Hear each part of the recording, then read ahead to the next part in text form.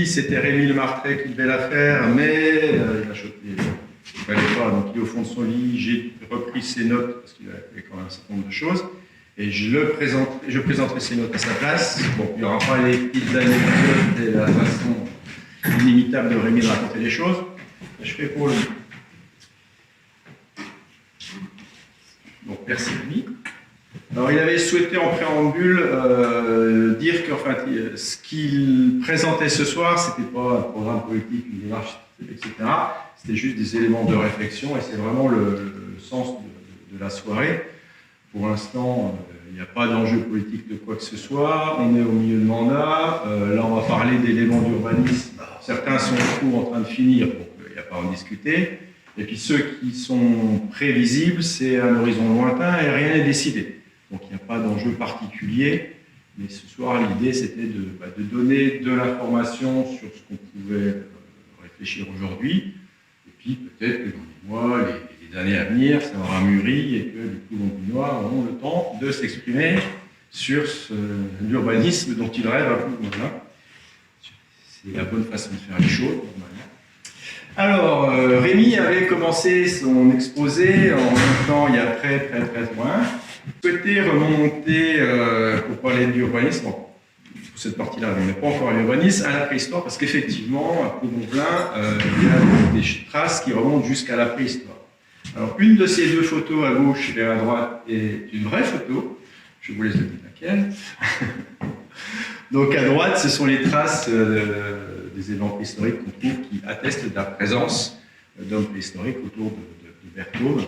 Donc, il y a très longtemps, ce qui fait qu'on peut affirmer que le site est occupé depuis très longtemps. Il y avait dans le coin une ville relativement grande, voire très grande, à l'âge de bronze. Petite frise historique, donc on est très loin dans le passé, donc à moins 2000 et moins 1000, environ 3000 ans, quand même, 2500 3000 ans. Et là, il y avait à l'époque une ville, pas forcément Ploumont-Plein, et les villes, la ville de l'époque dont on a la certitude de l'existence, il y en a une sur l'Iroise, elle s'appelle Gézocribat. On est sûr qu'elle existait puisqu'elle apparaît sur une carte. Donc une carte s'appelle la table de Peutinger. Alors ça ne se voit pas beaucoup, mais elle est là en fait. Gézocribat est ici. Alors ça, c'est la pointe bretonne. Il faut savoir que les Romains faisaient des cartes, ça c'est normal. Ils faisaient des cartes qui étaient assez justes en termes de distance. Par contre, longitude, latitude, ils ne savaient pas les mesurer correctement. Et donc, c'est très déformé. Ce qui fait qu'on ne sait pas exactement où est Gézocribat. Au regard de la distance, par rapport à Carhaix, qui est indiqué, je ne sais pas où, quelque part par là, c'est-à-dire on a la distance de Gézocribat par rapport à Carhaix, la distance est à peu près bonne, et ça situe à Gézocribat au-delà de Brest. Alors, tant pis pour les Brestois, qui revendiquent Gézocribat, mais ça n'est probablement pas Brest qui était Gézocribat. Gézocribat est quelque part sur la côte sud de la pointe nord de la Bretagne. Alors, il faut imaginer la géographie à l'époque très différente de ce qu'elle est aujourd'hui, parce que l'eau était beaucoup plus basse. D'accord ? Si on regarde par la fenêtre, on ne verra pas, mais à l'époque, vous auriez vu là une plaine. Et plusieurs dizaines de mètres plus bas, en altitude, se trouvait le bord de la mer. Donc, la rivière allait quelque part du côté des tas de pois. Là, le goulet était probablement une ria, parce qu'elle est actuellement. Et Gézocribat, si c'est sur la côte sud, c'est quelque part entre le milieu du goulet et puis l'extérieur. Ce qui fait que ça peut expliquer que ce ne soit pas trop loin et qu'on trouve la nécropole de Ploumont-Plein, qui pourrait être la nécropole de Gézocribat. Là arrive le peuplement on va dire chrétien du coin. Il y a un saint qui arrive dans le coin qui s'appelle Combelon. Alors Rémi a trouvé deux statues du coin. Alors, une qui s'appelle Combal à Envec et une qui s'appelle Dombel à la Mille-Dut. Donc j'imagine que ce sont les deux appellations du même saint qui a donné son nom à la commune de Ploumont-Belin. Voilà, donc le saint chrétien, c'est le 5e et 6e siècle. C'était un guérisseur. Voilà, quand on avait un enfant malade, on a invoqué Monsieur Saint Combelin. Bon, et puis par la suite, l'Église catholique romaine a romanisé tout ça. Et les saints bretons sont devenus des saints chrétiens comme il faut, avec les noms qu'il faut. Alors, on continue un peu dans le temps. On trouve un signalement du fort de Berthaud sur une carte du XIVe siècle. Bon, vous remarquez que la carte s'est un petit peu améliorée par rapport à la table de potager, mais c'est pas encore top. Hein. Le temps passe, et puis Rémi me dit en fait le premier acte vraiment d'urbanisme, il intervient suite à un passage anglo-hollandais qui rase tout. Voilà. Il débarque un beau matin, il rase Saint-Mathieu, il rase Conquet, il rase Ploumont-Velin au passage, et donc 200 maisons ont été rasées dans le coin. Et à partir de là, on a des traces de reconstruction de la commune. Donc c'est le premier acte où il y a une volonté publique de reconstruire les choses. Alors pour situer les choses, 1558, l'événement historique le plus fort que j'ai trouvé dans le coin, c'était 30 ans plus tard la bataille des Anglais contre la Grande Armada. C'est pour situer le temps.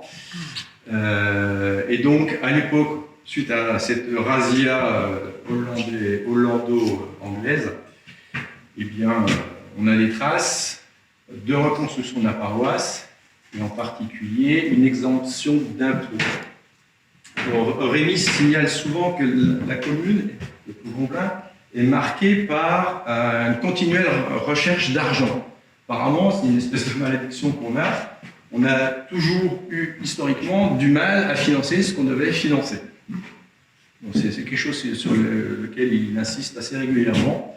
La commune, malgré sa situation, malgré la proximité d'une très grande abbaye, malgré la richesse de sa terre, qui est assez fertile, a toujours eu du mal à joindre les deux. Voilà, le temps passe, il n'y a pas grand-chose à dire jusqu'au XIXe siècle, et là, au XIXe siècle, par contre, la commune change. En fait, il y a une espèce de deuxième commune qui se crée sous l'impulsion de la riche bourgeoisie brestoise qui ils ont fait des affaires, ils sont riches, et puis ils s'aperçoivent qu'aller à Ploumont-Velin en villégiature, c'est quand même sympa. Et donc, ils se mettent à acquérir les terrains au Trésir et à bâtir. Ce qui fait qu'on va se retrouver, à partir du XIXe siècle, finalement, avec deux Ploumont-Velin. Un Ploumont-Velin historique rural, qui est vraiment marqué par le bourg. Alors, ici, une photo de Cachet de la Poste, enfin c'est le rond-point actuellement où il y a la quille. Donc on voit que sur le bourg, c'est un habitat assez rustique, mais c'est pas délabré. Ce sont quand même des bâtiments, voilà, c'est solide. Alors, on ne voit pas très bien les détails, mais c'est vraiment style breton. Sur la silhouette, on va voir, classique, toit en pente ardoise, et ce sont des murs avec les fenêtres et puis les côtés en granit classique. Et alors, il y a des éléments d'architecture qu'on va retrouver dans les nouveaux bâtiments de nos Brestois qui vont Trésir. Effectivement, les coins, les fenêtres, ils vont même, avec le contraste avec la peinture, le revêtement de la façade, ça va même s'accentuer. Mais ce qui est assez intéressant et amusant, c'est que les toits deviennent plus pointus, ce sont des espèces de chalets, et les cheminées sont assez différentes. Donc, ils s'installent à l'écart du bourg, et ils construisent avec une architecture un petit peu différente. On va se retrouver finalement là aussi avec visuellement deux architectures de Ploumont-Velin et deux quartiers de Ploumont-Velin. Autre élément aussi qu'on remarque ça sur les photos, c'est que Ploumont-Velin, aussi bien le Trésir que le bourg, a toujours été très boisé. Donc là, on est dans le village en bas, le virage de Gourmelin. on aperçoit beaucoup de... Ça n'a pas trop changé encore cette partie-là. Quand on rentre dans Plougonvelin sur cette partie-là, on est toujours dans une zone très boisée. Mais le centre-bourg aussi était très boisé. Alors là, c'est une des photos, mais si vous en avez d'autres, vous apercevrez que dans le bourg, il y avait toujours cette verdure. Qu'est-ce qu'on a encore à dire à cette époque? L'arrivée des Brestois va aussi permettre de moderniser au moins les transports, puisqu'on voit apparaître le tramway, qu'on aimerait bien voir réapparaître de nos jours, plutôt que de faire la queue le matin dans les bouchons de Montanès. Et donc, ils se mettent à construire des bâtiments. Là aussi, plus classiques en breton, les toits sont moins marqués. Mais même ces bâtiments qui sont fonctionnels, ce n'est pas des bâtiments moches, ce n'est pas des cubes. Ça ressemble quand même vaguement à quelque chose. Ce n'est pas exceptionnel, mais c'est un certain cachet. Ça, c'est la courbe démographique. Donc jusqu'au 19e siècle, on constate qu'il n'y a pas grand-chose qui se passe. Petite pointe, avant la guerre de 14, bon, l'absence de statistiques. On passe, trou en 40. Et tout continue tranquillement, c'est-à-dire que tout Plougonvelin, aussi de la population que dans son développement urbaniste, il ne se passe pas grand-chose, jusque dans les années 70, et à partir des années 70, c'est l'explosion, avec les bâtiments, années 70 du Trésir, 70-80, l'explosion aussi des lotissements, un peu dans tous les sens. Ça, c'est une carte intéressante avant l'explosion. Donc une carte 19e siècle. Pourquoi est-ce qu'elle est intéressante? Pour situer, là c'est le Trésir, là on descend à l'actuelle rue de Gourmelin, et puis sur le Trésir on voit qu'il y a il y a deux gros ruisseaux, il y en a un troisième qui se balade au milieu. En fait, le troisième c'est la zone de régulage. Donc, cette zone-là, ce ruisseau-là est quasiment complètement enterré. Ça, c'est le ruisseau du côté de Saint-Yves qui est totalement enterré. Ça, c'est le ruisseau sur Gourmelin. On n'a plus que la sortie. Et ce qu'on peut voir aussi, c'est que la zone, ici, de la plage est beaucoup plus large qu'aujourd'hui. Là, si on se repère par rapport aux falaises, en fait, on est quasiment sur cette zone-là à ce qu'on a lorsque la mer se retire par grande marée d'équinoxe. Donc, ce qu'on voit, c'est que l'urbanisme, qu'on constate aujourd'hui, a fait disparaître visuellement les ruisseaux, ils sont toujours là, mais ils sont canalisés ou enterrés, et a fait reculer la plage. Donc, repartons sur les constructions. Donc, géoportail, on compare les années 50. Et là, cette résolution n'est pas très bien, il faut projeter. Donc, années 50, ça, c'est on voit là la mairie. On est au cœur du bourg, la mairie ici et ici. Donc, finalement, un bourg qui existe, quelques maisons sur quelques artères, mais tout le reste, c'est de la campagne. Alors que quelques années plus tard, ce n'est pas encore aujourd'hui, c'est même un peu avant aujourd'hui, donc ça s'est accentué. Donc, toute la zone-là se retrouve construite. Là, ça se développe, etc. Donc, Plougonvelin, à partir des années 70, va complètement manger l'espace agricole autour du bourg. On ne va plus rien refaire. On va même déplacer le cimetière, puisqu'on aperçoit le cimetière toujours ici. À l'époque, c'était un champ. Et le cimetière, il était autour de l'église, comme c'est classique. Alors, c'est la même chose en dézoomé. Plougonvelin, jusqu'ici, a marqué peu de goût pour la conservation de ses bâtiments, c'est le moins qu'on puisse dire. Donc là, j'ai pris dans des images d'époque ou même d'aujourd'hui. Donc ça, c'est un article qui a été écrit lorsque un des jolis bâtiments du Trésir a été détruit, donc à la belle époque. Aujourd'hui, c'est l'IGESA qui a pris sa place. Donc avant, après. Ça, c'est un bâtiment qui existe toujours. C'était le Petit Bar. Alors celui-là, ils ne l'ont pas détruit, mais ils l'ont refait en néo-breton. Enfin, une espèce de néo-breton. Et je ne sais pas pourquoi ils n'ont pas cherché à garder, parce que c'était dans l'air du temps, à forcer à avoir un style qui finalement est... Alors, il reste encore relativement typique d'un truc breton, mais on voit qu'on perd quand même beaucoup de caractère. Et on voit aussi que les arbres commencent à disparaître autour de l'habitat. Bon, ça c'est un exemple de choses pas conservées. Un exemple plus récent. Donc là, on voit ancienne école, ancienne mairie, enfin la première mairie, donc bâtiment public. Dans un goût, à nouveau, hein, c'est pas des styles exceptionnels, mais c'est un caractère. Donc une photo de l'ancienne école. Et puis, avant sa destruction, alors ancienne école et puis le bâtiment qui a été reconstruit, où on avait essayé de donner un petit caractère. Et puis, la version qui est en train d'être finalisée aujourd'hui. Qu'est-ce que je vais dire? Plus grand-chose pour cette partie-là. Donc, en synthèse, une présence à Coulomblin qui est très ancienne, pas grand-chose à dire pendant... les traces historiques n'ont pas grand-chose à dire, pas beaucoup d'évolution pendant quelques milliers d'années. Une première évolution forte au XIXe siècle avec l'arrivée des Brestois qui construisent les Trésirs. Une grosse évolution à partir des années 70, c'est plutôt une évolution dans le sens de on mange le terrain agricole, on détruit une partie du passé, et on ne recherche pas spécialement de l'harmonie ou à donner un style particulier, un cachet particulier.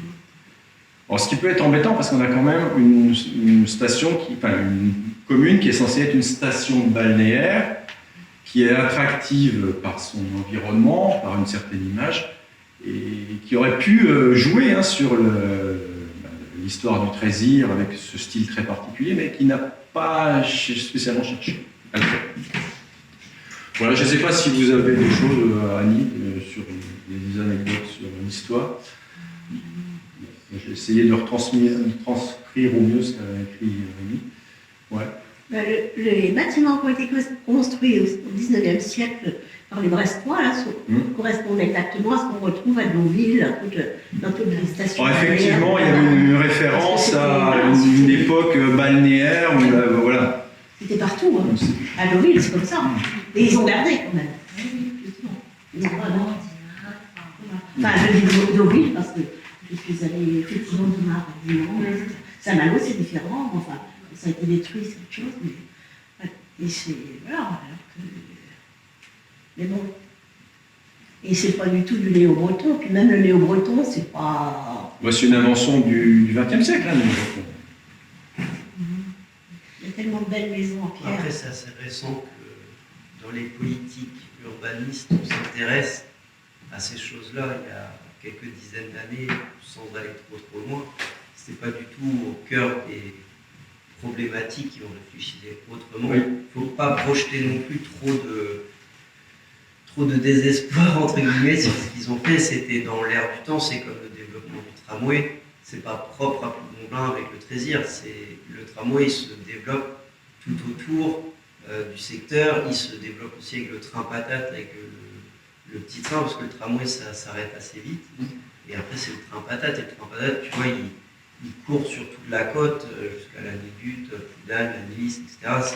C'est les moyens de transport qui évoluent. C'est comme tu le montres très bien sur la courbe de population, les années 70, où ça commence à grimper, et les années 80, c'est l'avènement de la voiture et donc les déplacements plus aisés. Donc c'est là que ça monte. Et après, ce qui serait bien, c'est de prendre aussi peut-être en compte les avis des anciens maires sur leur politique de développement entre guillemets de la commune. Je pense que sous Louis Garadec, si j'en ai compris dans ses écrits, c'était une volonté de vraiment étendre la commune, d'en faire une commune dynamique, etc. Et ça passait par un renforcement de la population.